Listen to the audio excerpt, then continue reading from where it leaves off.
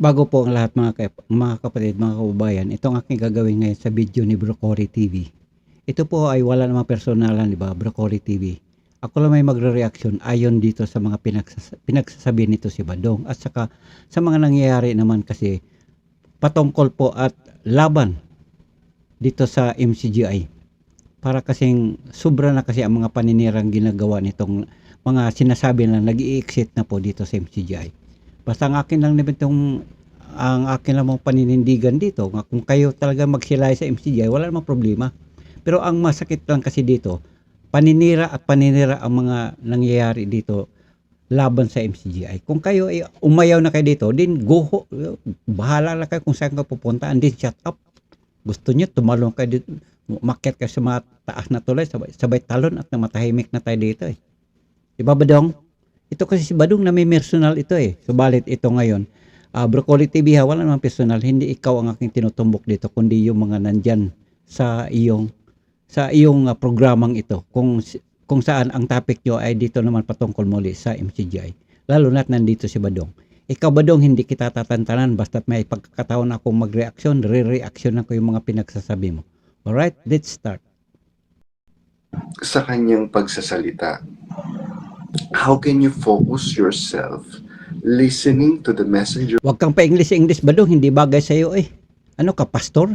Ibang lista. Hindi bagay sa iyo Badong, lalo na bunganga mo. Napakabaho mo magsilita.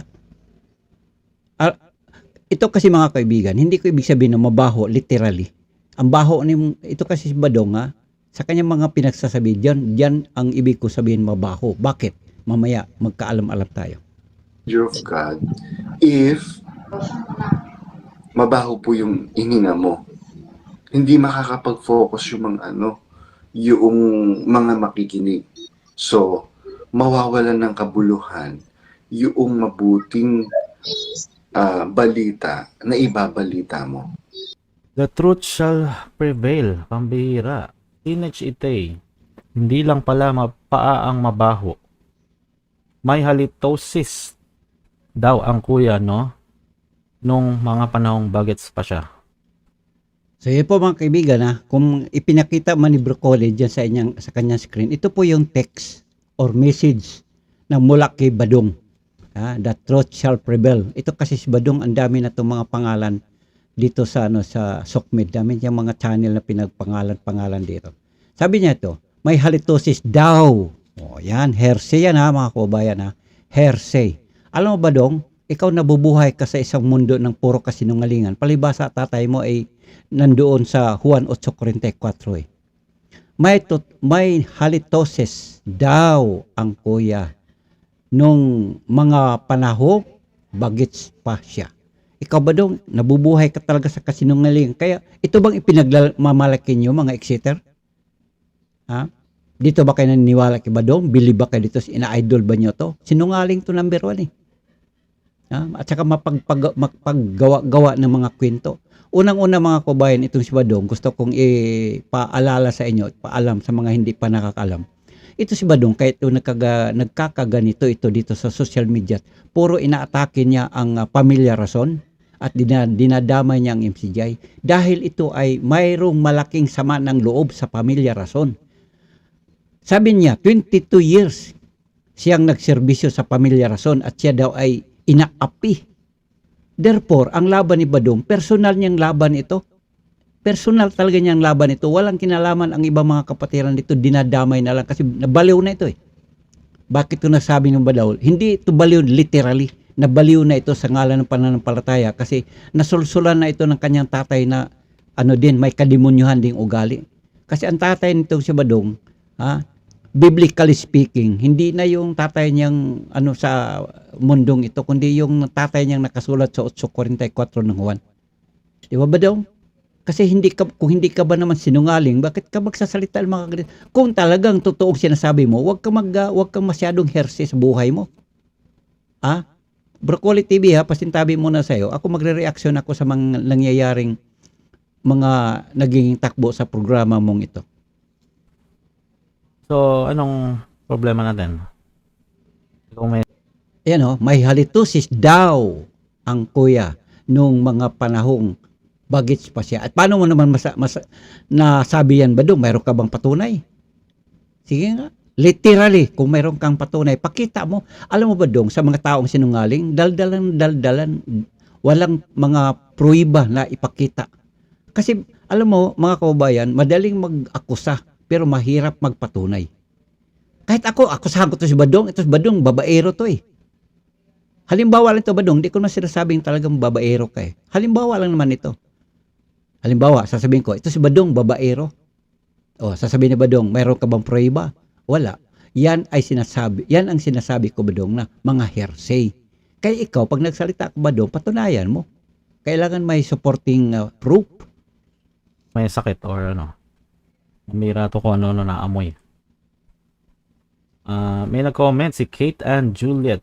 Sana wag naman personal yung atake. Yun na lang may kabuluhan kung paano makakalayas ang mga kapatid doon. O yan, correct yan. Yan ay parehas na comment ha, Broccoli TV. Tama yan. Walang personalan kasi dito, di ba? Wala namang personalan ng atake. Kasi pag nami-personal kayo dito, lalo na sa labang ito, pang pananampalataya ang inyong i-focus kayo dito, lalo ka na, Badong. Pero pag nami-personal ka, Badong, biglang namang sabihin, yan ang patunay na talagang ang laban mo dito ay hindi ayon sa pananampalataya, kundi ayon sa personal mong galit sa pamilya rason. So, kat mo ba namang murahin ang Kuya Daniel? Takin na mo, Daniel Rason. Mayroon ba akong prueba? Mayroon. Anytime pwede kong ipatugtog dito kung gusto nyo. Ha? Pukpok ang asawa mo, Daniel Rason, sa Japan. Japayuki. Demonyo ang nanay mo, Daniel Rason. Kung yan ba may kaugnayan sa pananampalataya, bakit mo pagsabihan ng ganyan? Ha? Badong, mayroon ka bang talatang maipakita dyan? Na PI ang nanay mo, Daniel Rason? Kabadong, makalbo na lang bigote mo dyan. Di mo kayang ipakita dito sa buong madla na mayroong verse ka mapagbasahan sa ganyan. Huwag mong ipagmalaki yung naku, Badong, mahirap lang litrahan, patawarin. Sumagot naman si Jer Badong. It's my battle po. They are attacking me personal din, okay? Di ba? Dito ba, mga kaubayan ha, ako na rin ang magbasa. Pasensya ka na, Broccoli TV, ako magbasa. May sumagot doon sa text sa message ni Badong na may halitosis daw. Sabi niya, may halitosis daw ang Kuya Daniel noong bata pa siya. Nung panahong bata pa siya, di may sumagot. Wag naman mamimersonal. Sumagot ulit ang Badong. Sabi niya, Kate and Juliet, it's my battle. It's my battle. So therefore, mga kaubayan, yun po ay laban ni Badong. Bakit niya nasabing it's my battle? Kasi nga, mayroon siyang malaking galit sa buong pamilya Rason. Hindi ba niyo naintindihan, mga kaubayan? Gumising naman kayo dyan, mga exciter dyan. Wala namang ibang dahilan kaya nagkaganyan ang Badong eh. Dinamay na lang kayo dyan, nang damay na lang ito.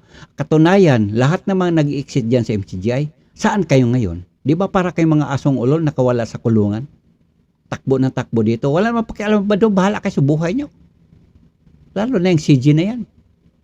O mayroon bang malasakit si Badong sa inyo? Mayroon bang sinasabi, oy, mga kapatid, dito tayo, dito. Huwag kayong punta doon kasi kawawa naman kayo. Nagmumukha tayong mga tupa na walang pastor. Mayroon bang ginagawa si Badong sa inyo? Wala. Katunayan lang yan na wala siya paki. Magsilayas kayo dyan. Bahala ko makihalo-bilo kayo sa mga kademonyuhan sa mundong ito. Sabi niyo, it's my battle po. They are attacking me personal. Din. Okay? Question mark. Ayaw mo sa wall ko, you're free to go. Easy as that. Diba? Kawawa. Alam mo ba, Dok? Kinakawawa mo yung mga nag-i-exit dito sa MCGI. Kayo naman dyan, gusto kayong lumaya sa MCGI? Anyway, sabi naman ni Brother Eli na ito ha, para sa patas na sa pamamayan. Ito yung sinasabi ni Brother Eli. Pakinggan nyo muna pansumandali. And mayroon man tayo ditong pruiba sa mga sinasabi ni Brother Eli. Parinig sa inyo. Anyway, ito, isa to mga kabayan. Bakit nasabi ni Badong, it's my battle. Sabi niya, it's my battle. they are attacking me personally. O, di sabi niya, they are attacking me personally. Anong ginawa ni Badong? Ito, pakinggan natin sandali.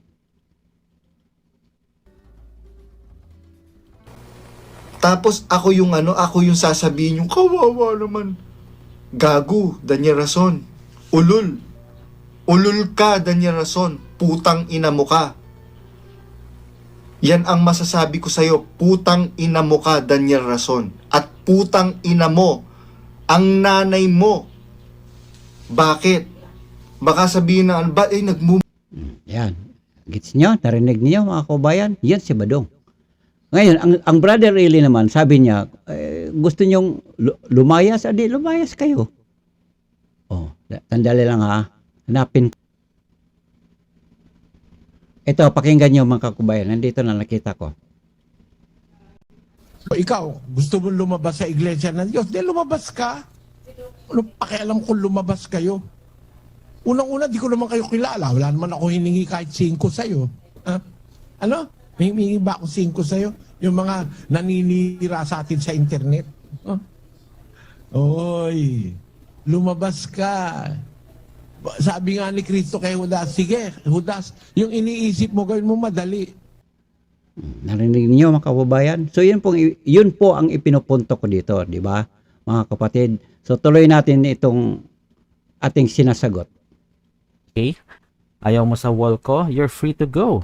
As easy as that. Aray ah. Sige, ansat. Yan yung pinag-usapan natin kahapon. Yung mga tipo ng mga i-expose, yung expose mo, 'di ba?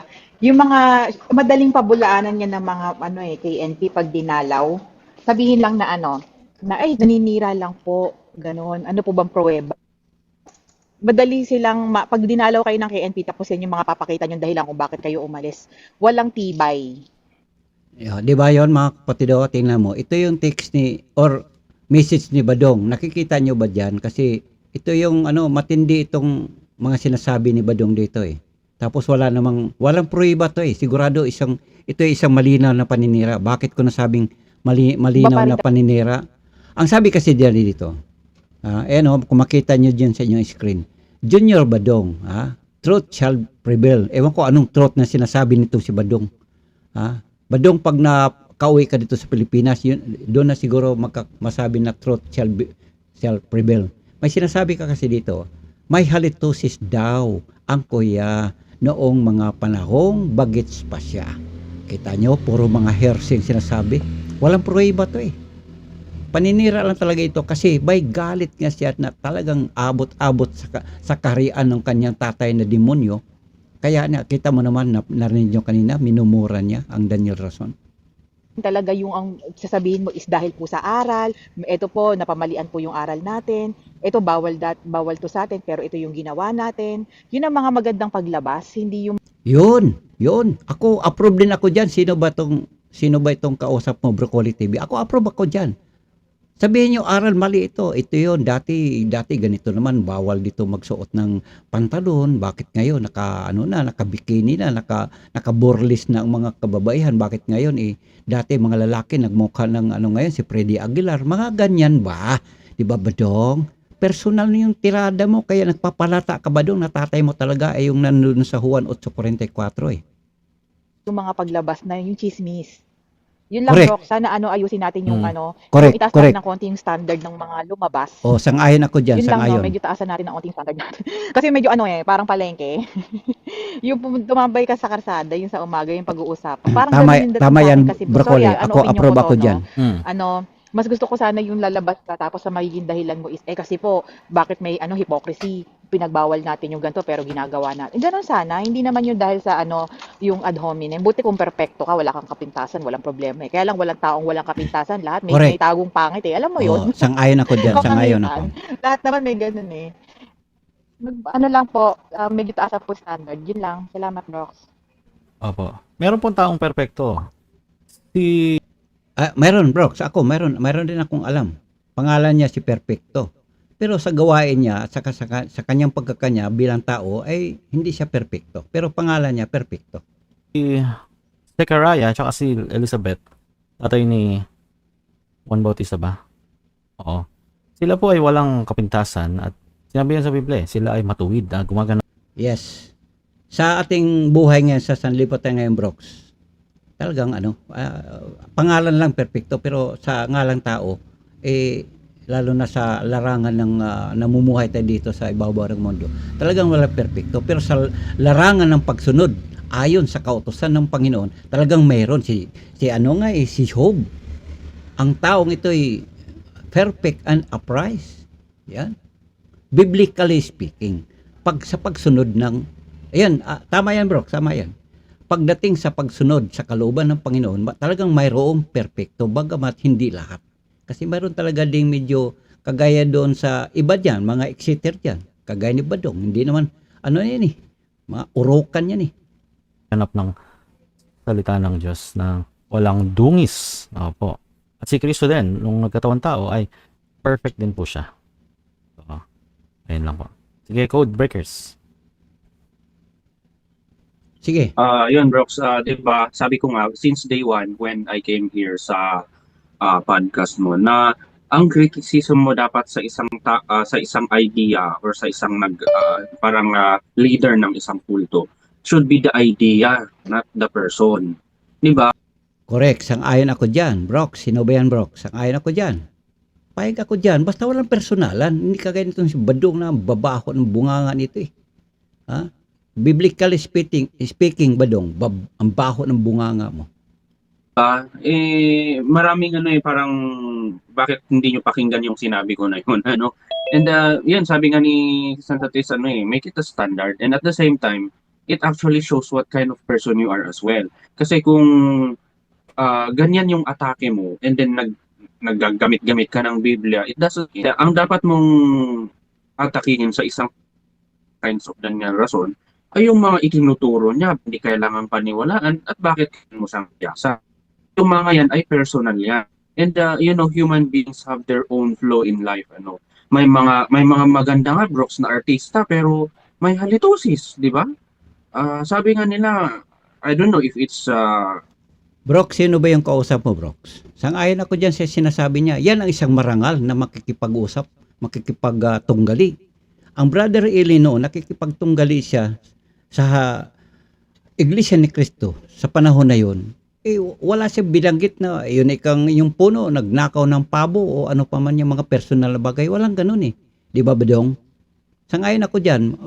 Saludo ako dyan sa mga takbo ng panalitayan ng kausap mo dyan, Brox. Wala naman kasing personalan dito, pero ito sa Badong na may personal Wala namang proiba. So gusto ko ganitong usapan Isang usapang maginoo. At mayroong diplomasya sa bawat isa. May paggalang. Wala namang personalan dito, Badong. Di ko naman sinasabi ikaw, Badong, bundat ka, laman ng tiyan mo, babaho. Di ko naman sinasabi, yan ang mga usaping Badong, wala ka kwenta-kwenta. At kaya nga, ganyan si Badong, kasi si Badong ay may personal na galit. Ganyan. Naku, mga exeter kayo dyan, magpapaloko kayo ni Badong, para na kayong nabudol sa buong buhay nyo, pati kaluluwa. Di bali na mabudol kayamanan ninyo, pero kung mabudol na pati kaluluwa nyo, yan ang pinakamalupit na mangyayari sa buhay ng tao. ito kasi chismis ito Brox Pero sabi nila si yung maganda si Bea Alonso, ayun may halitosis daw 'yon. O Talaga? sino pa 'yon yung may mga ganyan mga celebrity. Yun ngayon chismis nga Brox. There are a lot of people who say that she has. Hindi, sorry, it's not Bea Alonso, si Maha Salvador, sorry. Ayun. Madedemanda yung tayo. mga yan, kagandahan ba yan? Bros, di ba? Is that good to para halimbawa may sinabi si Maha Salvador na about politics, hindi ka agree and mali naman yung sinabi niya na yun. Are you going to say, hindi kayo dapat maniwala sa political view ni Maha Salvador kasi may halitosis siya? Ganun ba dapat? No, ang dapat mong i-attack sa kanya, hindi mali si Maha Salvador kasi yung political view niya, yun yung sabihin mo. The problem is, yun nga yung sabi ko yung Broccoli TV, tinira na yan, yung idea na yan, yung mga yan, kung bakit mali si Daniel Rason, blah blah blah. And people just don't want to go to the channel and watch the past videos. Ang gusto kasi nila yung papaamba-amba ni Badong kung personalin din si Badong, would he like it? Pag sinabi bang mas pangit ka pa sa pangit, okay ba yun na itira? Kaya naman yung nagtitiwala kay Badong, alam nyo, sabi ko nga birds of the same feather flocks together. Kaya yung mga naniniwala kay Badong, pareho na kulay nyo doon. Sinungaling na si Badong, sinungaling na kay lahat yung mga naniniwala kay Badong. Alam mo Brad, sino ba yung kausap mo dyan, Broccoli TV? Saludo ako sa takbo ng kanyang pag-iisip. Yan ang talagang tama, walang personalan. Hindi lahat ng tao, sabihin mo na halitosis, baka ito sa Badong, mas babaho pa bunganga nito kaysa mga sinasabi niya. Di ba Badong? Mas mabaho pa. Lalo na Badong, pagkabago kang gising, naku, baka yung langaw dadapos bunganga ba Badong, baka hindi na makalipad uli. Kung personalan ang pag-uusapan Badong. Kaya huwag kang ganyan Badong, pamimersonal yan eh. Anong makukuha nito? Anong kaugnayan sa mga laban mo dito Badong? Maliban na talaga Badong, pinapatunayan mo na ang laban mo dito ay pamimersonal sa Pamilya Rason. At ikaw din naman ang nagsabi niyan, 22 years in service ka sa Pamilya Rason, na ikaw ay inaapi. Totol ka dyan Badong, hamunin mo ako Badong, papakita ko dito sa Sukmit. Mayroon ako ditong recorded na mga ganyang bagay Badong. Pag ako'y nagsasalita Badong, may prueba, hindi kagaya mo, puro hearsay. Sa idea mo, halimbawa, may sinabi si Badong na, halimbawa, may sinabi siyang tungkol sa isang aral. Sabi, ba't ako maniniwala kay Badong? Mas pangit pa kay Rene Requestos yan eh. Okay ba yun na atake? Of course not, mali yun. Ang dapat mong atakihin talaga sa isang tao would be the idea dahil ad hominem yun eh. Wala sa topic. Ano? So, fallacy yun. Yun nga eh. Diba, mag-aral kayo mga nakikinig kay Badong ng mga ganyan. Hindi yung pahanga-pahanga niyang ganyan. Dahil wala kayong matututunan dyan.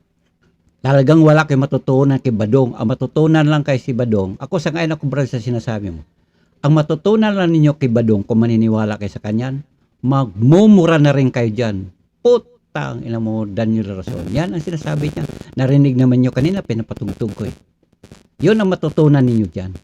Kaya kayo dyan, huwag kayo magpapaniwala kay Badong. Alam mo kasi si Badong, isa na yan sa kapamilya ng mga nandoon sa barangay Juan 844. Yun po ang katotohanan dyan. And then, yun nga, sabi nga ni si Skill tsaka ni si Sanzat kahapon, madaling pamalian ng ng worker. Pag sinabi niyang yan ba ay aral ba yan? Hindi po. Tapos. Nasako ka na. Tapos diba? kayo. Sako na si Badong kung tatanungin ng worker na umalis ka dahil Yung sa Badong chismis, naman kasi walang kapatid kakwinta-kwinta naman. kausap yan. Diba? Hindi ganun eh. Tapos pasitas-sitas pa si Badong. Correct. Alam mo naman, kahit man lang siguro deep ng kamanggagawa kung tutukusin, hindi. Alam mo brother, sa Biblia din naman, 'di ba? Yung demonyo nga nagpasitas-sitas din eh. 'Di ba? Naalala niyo yung ang Panginoong Kristo dinala doon sa mataas na bahagi ng lupa at natanaw ang buong baba, ang kapatagan. 'Di ba? 'Di ba nasusulat sabi ng demonyo talaga eh. 'Di ba nasusulat? 'Di ba ganoon? Nandoon yun. Kung paano nakasabi, di ko na lang sasabihin dahil hindi man ako sanay sa mga pagdating sa nakasulat, pero naalala ko, nandoon, demonyo man, ay nagbabasa din ng nakasulat, di ba Badong? Tutol ka Badong? Sige, tutulan mo.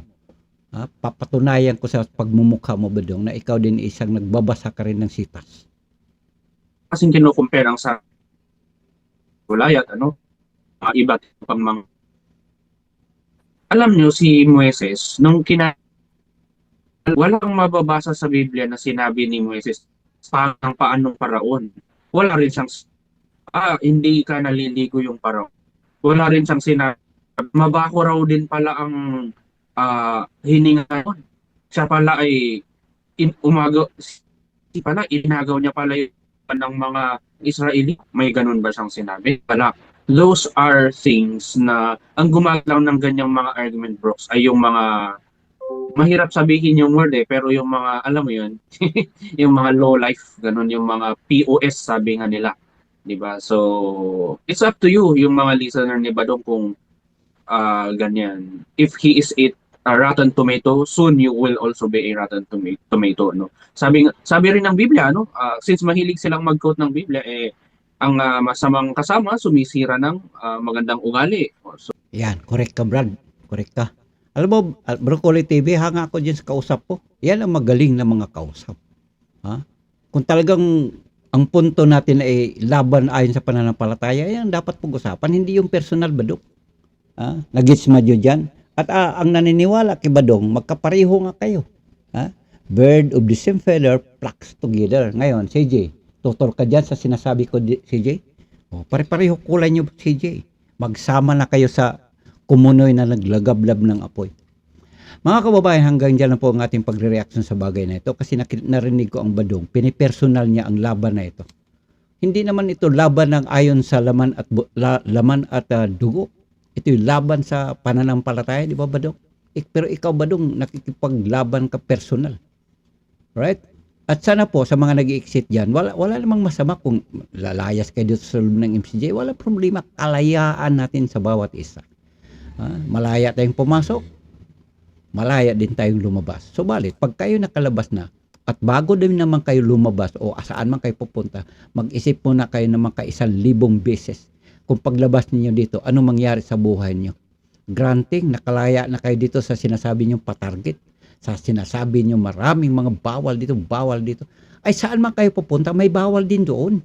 Di ba ninyo alam? Maging ang ating gobyerno, maraming bawal. Saan ba kayo makakita ng isang komunidad, sa isang lugar na walang bawal? Lahat talaga may bawal, maging sa ating personal na pagkatao, tayo mismo sa ating sarili, mayroon tayong bawal sa ating sarili. Hindi naman lahat pwedeng gawin ng ating sarili. Di ba rin sa ating sariling opinion, mayroon tayong bawal na hindi natin pwedeng gawin sa ating sariling desisyon. Lalo na naman sa mga community, sa gobyerno, hindi pwede ang isang gobyerno walang mga bawal at saka hindi bawal. Yun ang ating tandaan dyan. Ngayon, kung dito sa MCGI ay may mga bawal na tutol kayo, layas. Problema ba yun? Sabi na nga ni Brother Eli, hindi mo kayo kaano-ano. Pero pag kayo nasa labas na, pwede ba? Wala namang personalan dito, di ba Badong? So yun po ang aking punto dito mga kababayan. So muli, ako po ay nagpapasalamat sa inyong pakikinig at pagsubaybay sa ating pagtalakay sa bagay nito nang ayon din naman sa ating narinig sa video galing kay Broccoli TV. Broccoli TV, wala naman akong personal dito na total dito sa iyong ginawa sa channel mo. Total naman is ito na may open forum at public naman ito. Ako'y nag-comment lamang ayon dun sa mga comment din naman na nababasa ko na inilabas dyan sa iyong channel. Alright, ito na may galing kay Badong. So therefore, si Badong aking tinutumbok dito. Mga kapatid, mga kababayan, sana po sa banda pa roon, ang akin lang po malamang masasabi bago tayo hakbang tungo sa mga bagay-bagay lalo na sa pagdating sa pananampalataya, alamin at mag-isip muna ano ang sunod or ano ang mangyari kung gawin natin ang mga bagay nating mapagdesisyonan ngayon. Anong mangyayari bukas? Kung ang mga exeter na nakapagdesisyon na sila ay lalabas dahil kulto kamo ang MCGI, then go ahead. Pero ang akin lang naman ditong magiging babala sa inyo, ingat kayo. Kasi pagkatapos nyo lumabas, saan kayo pupunta? Nagmumukha lang kayo mga asong ulol nakakulong. Nung lumabas na, takbo dito, takbo doon. Walang patutunguhan. Walang, para kayong mga tupa na nagtakbuhan, naglalakad kung saan-saan. Walang pastol. Yun po ang aking punto dito mga kabayan. Hanggang sa muli ang inyong kaibigan, kapatid Felix Bor TV, nagpapasalamat sa inyong pakikinig at kung inyo mang nagugustuhan ang aking mga ang aking ginawang reaction dito, ay wag naman makalimot, please hit my notification bell dyan sa baba for more videos to watch. Sandali lang po yan, isang pitik lang yan, wala pa sa seconds at nandyan na po. Maraming salamat, magandang araw, bye bye po muna.